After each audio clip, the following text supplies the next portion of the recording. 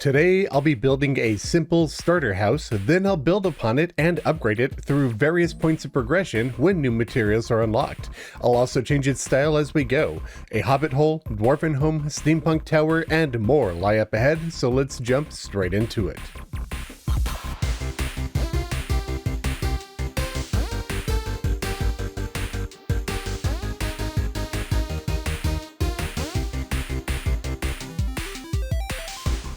Greetings friends, Khaios here. If you're wondering what this scene is, be sure to check out my previous video. But for today, I'm going to be building a house out of materials found only at spawn, then I'll upgrade it with materials unlocked through various points of progression from start of the game to endgame, changing its style as I go. To kick us off, I'm going to make a very simple hobbit hole starter home using materials that we find at spawn, which is to say wood, stone, grass, and dirt. I will even be limiting what tools and accessories I have access to depending on each build, so that I can show you how to build without infinite flight and extended reach. To get started, I'm going to clear out these trees and start building a small hill that will be the central point of each version of this house. While I do that, and to save some time, I'm going to speed up time while I build. Since I don't have grass seeds or a staff of regrowth at the very start of the game, I have to get grass on top of my hill the old-fashioned way, by growing it. Same goes for the trees. I don't have fertilizer at this point, so I'll set up areas for the trees to grow while I continue shaping the hill. If I didn't have time sped up, I would just do this while I was out exploring. I want relatively small trees, so it'll probably take a few attempts.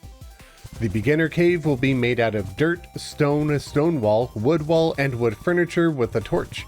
I wanted this first house to be extremely simple, very early game, so the only crafting that we'd need to do for it would be for the stone wall, wood wall, and the furniture, all of which could be done at a workbench.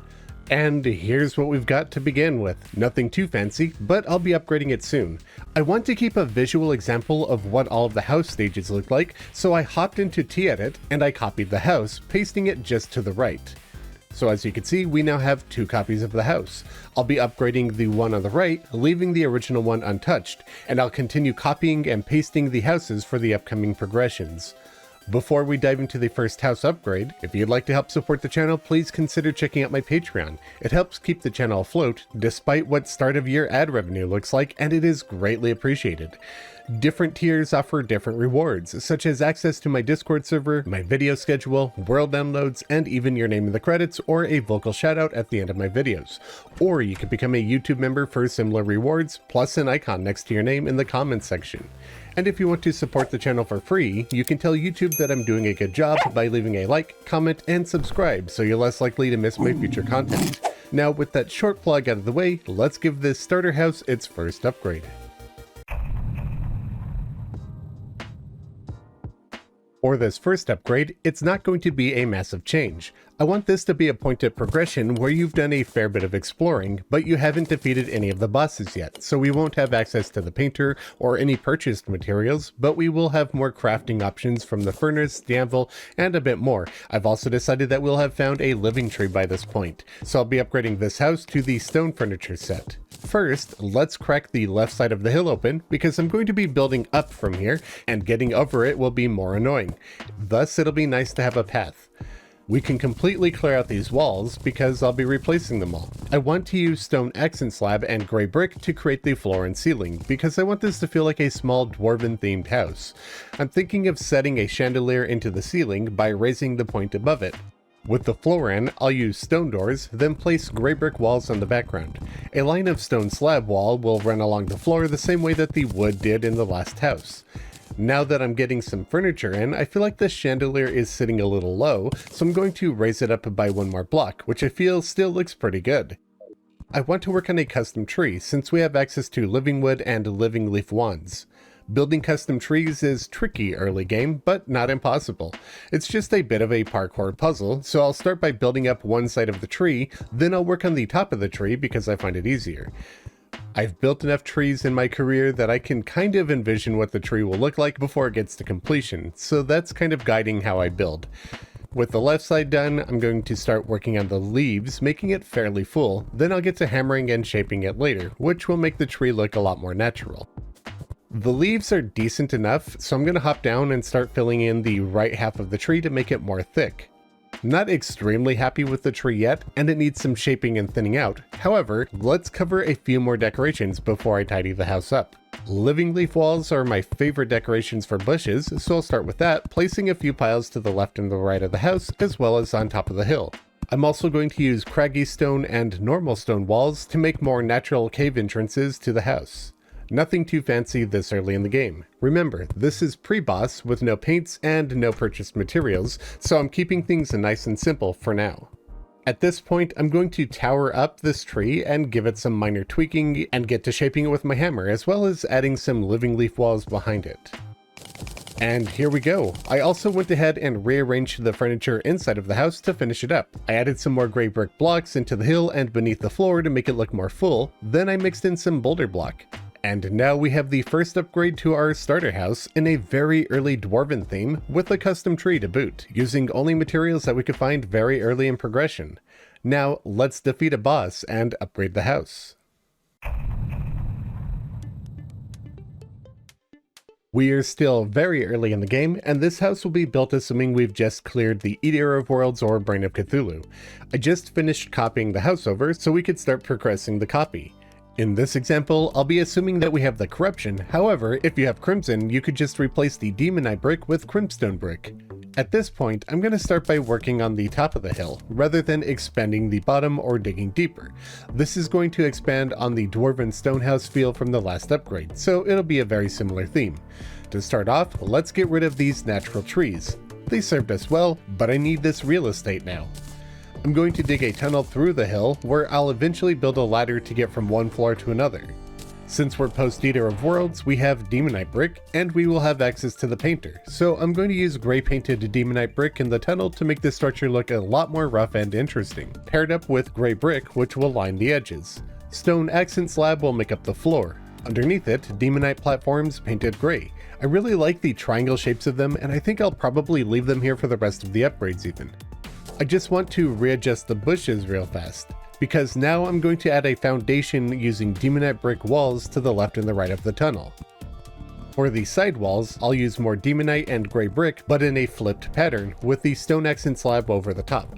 Above that will be a row of demonite brick, then rows of stone accent and stone slab over the top, hammered to give them a small battlement.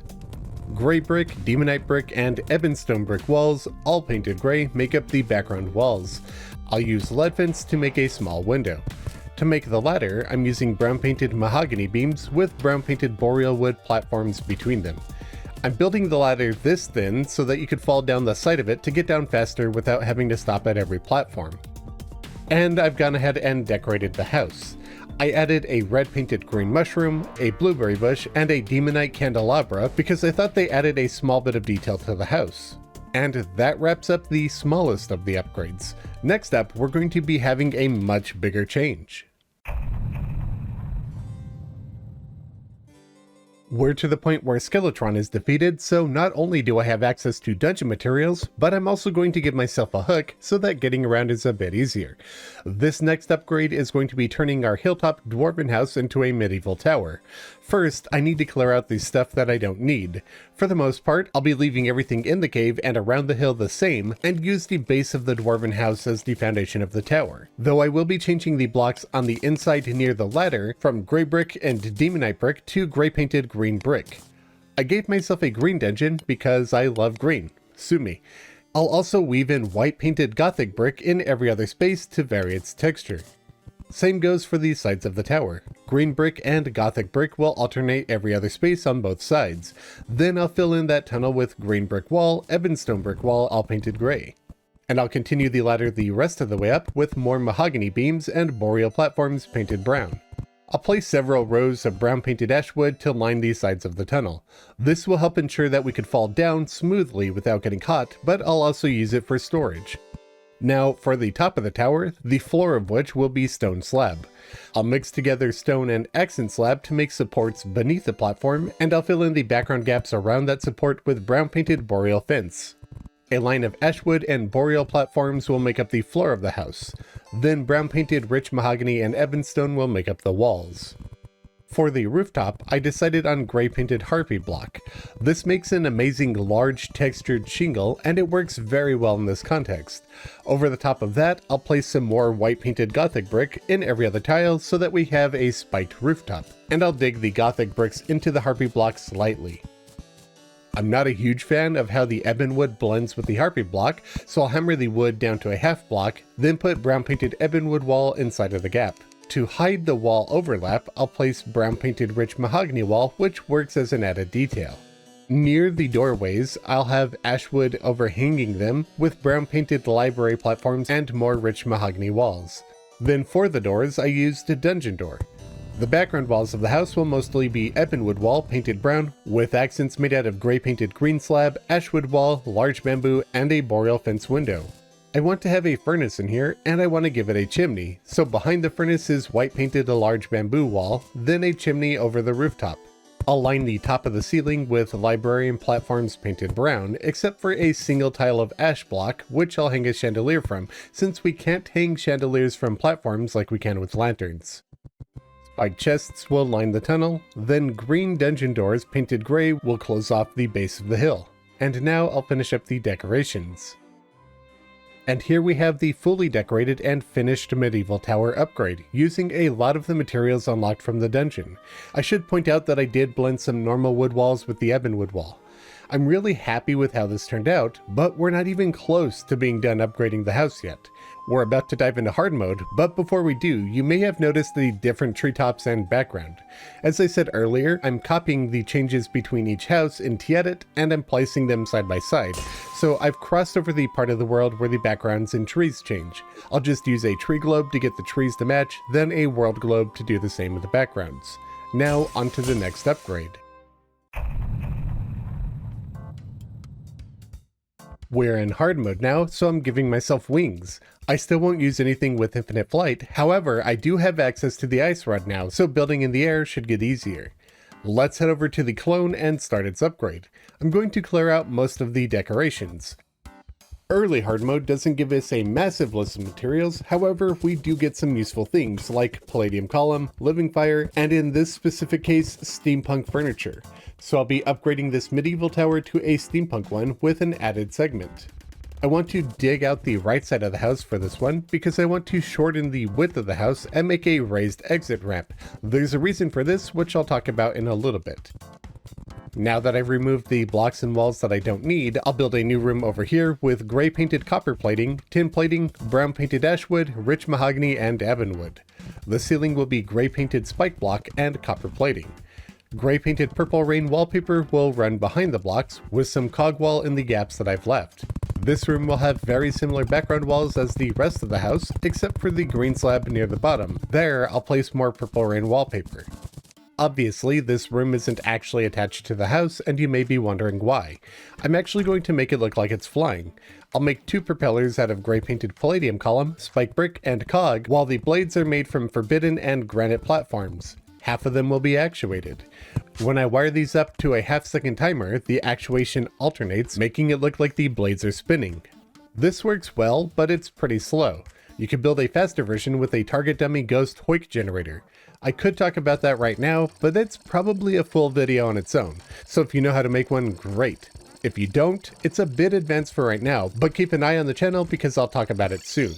If you do build one, however, put it decently far away because it's pretty loud. Now, I'm going to clear out the right side of the tower because I have an idea to build something big here that will accomplish absolutely nothing, but it should look pretty cool. Using gray painted copper plating, I'm building a massive cog that is affixed to the tower, which should help make this feel even more like a steampunk tower. It'll look pretty odd at first, but once I start sloping the blocks with a hammer, you'll see it comes together pretty well. This is also why I wanted to lift the floor in the room above, because I needed this massive thing to fit. A single block of silly green balloon, copper plating walls, and silly green balloon walls make up the center of the cog. Then I'm going to start building two smaller cogs from gray painted tin plating, one to the right of the big cog and one below it. Again, these will look pretty odd until I'm done shaping them, so the idea here is that the cogs are what power the floating room. Of course they have no way of moving, but regardless I think they still look good. At this point I'll use chain to attach the floating room with the main house. Now all that's left is to add some more walls and furniture, which I'll do really quick. I've finished decorating and I'm just wrapping up. I thought it might be fun to make the trees and grass look brown and dried out due to the industrialization of the area. As you can see, I've added a bunch of cog walls, steampunk furniture, and now we have a completed steampunk tower. We're moving closer to the endgame, so I'll be throwing together 2 more upgrades.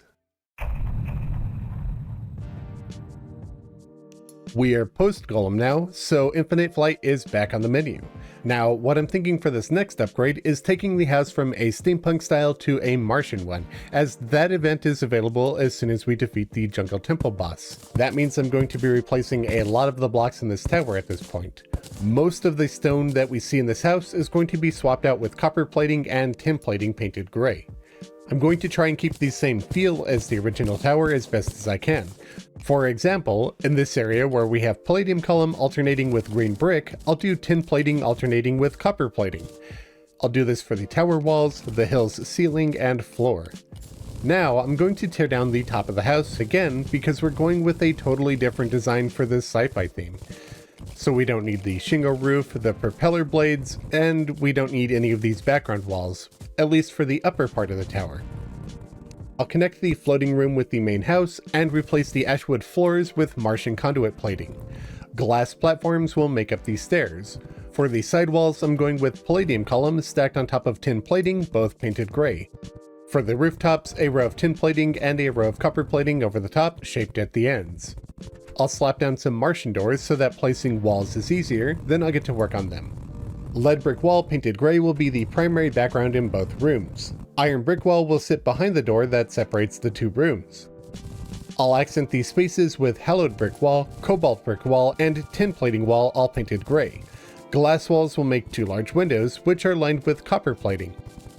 I also want some skylights, so I'll break some gaps into the rooftop and then add glass over those spots, shifted slightly up so that it varies the shape of the house. After touching up some of the lower tower walls, I'm going to use gray painted purple rain wallpaper running up the center of the ladder as well as in all of those chest slots.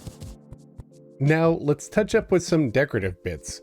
On the ceiling, palladium column will make up some antennae, and I'll add a few below the house where the flame thruster used to be. Then I'll cap off the columns with cyan painted slime platforms and hammer the ceiling ones down. I also want to have wall-mounted turrets on the side of the house. I'll do this with mannequins equipped with pixies, reflective silver dye, and electrosphere launchers hammering the mannequins to bring the guns out. A piece of gray painted silly pink balloon will connect it to the wall. If you haven't seen me make mannequin decorations like this, you probably missed my last 2 videos, both of which are linked in the description. I suggest you check them out. Now for the ladder, I'll use Martian platforms. I consider using glass to match the stairs above, but I wanted these to glow slightly. Martian chests will be placed around the house, and I'll use Martian doors, lights, and furniture. I'll just wrap that up really quick. I had an idea while I was decorating, and I decided to take the dying trees and grass from the steampunk version to the next level. I've removed all of the leaves in the tree, and I blended in some living mahogany to roughen it up. Then I made some dead branches using echo platforms and branch piles placed with the Rebel Maker painted brown. I also used T-Edit to replace the natural treetops with broken treetops. You could do this by breaking the trees with an axe, but it would be a clean cut. You could also do this in-game by chopping down trees and regrowing them until you get all topless trees, but I wanted to save myself some time. As you can see, I decorated the structure with the Martian furniture, even setting up a mannequin with a Martian uniform equipped. The house has come a very long way from the simple rock with some grass on it, but we're not quite done yet. Up next, we'll be upgrading this house using materials obtained after defeating the moonlord.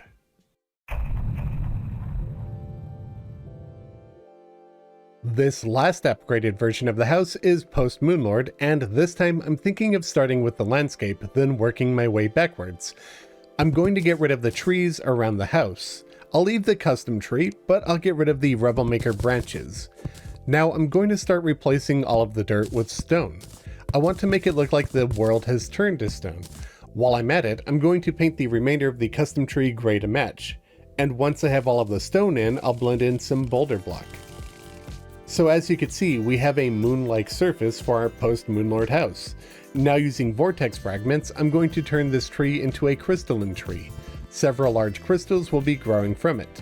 Vortex is my favorite of the pillars, at least in terms of appearance, so that'll be the central theme around this final version of the build. And here we are with a crystal tree. Now I'm going to change the guns on those wall turrets to vortex beaters. I've always found it a little odd that the gun doesn't quite match in color everything else on the set, but it still works. While I'm editing mannequins, let's throw in a vortex set onto the one inside of the house. On the rooftop, I'm going to swap out the glass windows with midnight confetti painted teal. I still want some antennae, but I want them to better fit the set, so I'm going to remove the palladium columns and use vortex lamps on platforms to remake them. I'm using gray painted bamboo fence between the platforms to make them one piece. On the underside, since I can't use lamps, I'll use lanterns and a chandelier. And I'll continue replacing furniture with vortex doors, which I love the look of, platforms, a clock, and a bookcase. I'll also include a vortex monolith and ancient manipulator. For the background windows, I want teal confetti, but instead of midnight, this time I'll use normal confetti walls so that we could still see through it. Now I'll swap out the chests, the rest of the doors, and platforms. I'm going to use vortex brick to replace the Martian conduit plating on the floor, but I'm also going to use it along the ceiling. I really like how this block feels both techy and organic, which gives a different vibe to the house. I'll also use it as the floor at the bottom of the hill. Mercury brick wall, which is one of the shimmer variants of luminite brick, will replace the Martian conduit walls. I'm also going to use it to replace the lead brick walls throughout the upper part of the house. I just realized that I totally forgot to replace the lanterns, chandelier, and bed, so I'll go ahead and do that really quick. And that's it, the 6th upgrade of a house that went from starter to endgame.